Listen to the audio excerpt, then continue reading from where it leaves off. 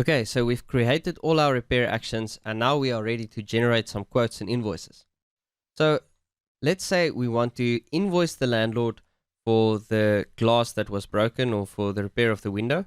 So we simply click on generate invoice and it's going to ask us if we want to make this invoice out to the landlord or the tenant. Because in some cases maybe you want to invoice the tenant for work that was done. So let's say landlord, click create. And now it's going to ask me which of these items I want to include. So I can list all of the actions that need to be repaired. And in this case, I'm only going to invoice for the two, because the other one I want to quote for. So I'm going to include the repair action for the labor and the actual glass and click continue. And now it will generate that invoice for me. So now if I click on options and say edit document, view document, it will open a view where I can see the total of the invoice, and if I click on the document option here, I can see what the actual invoice is going to look like.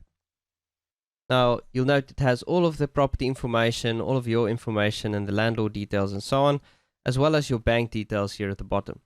Now to change these details, you simply go to your company settings and expand this quote and invoicing details section. So this is where you can specify the bank details. You can put in some special quotes or quote or invoice terms. And that is that little block that was showing. And obviously some of this company information is also showing in that document. So once again, if we just have a look at this quickly, there is that block, for instance. So if you want to put in something like, invoices are due within 7 days or something like that, you can use that block to change the content. Now, you will follow exactly the same process to generate a quote.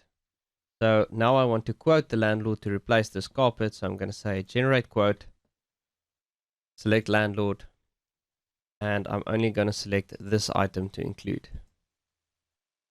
You'll see it marks it as a quote, and I can say view document, and there's only one item, and it says quote at the top. So there we go. Now to forward this document to your landlords, this has already been covered in some of the other videos, but it's as simple as clicking on the forward document option, selecting landlord, compile email, and then you can send this to your landlord. Now it's important to note that Red Rabbit is not a financial system at all. This is just a way to generate that document with all of your branding and to keep that sort of the details regarding this repair also on your maintenance ticket.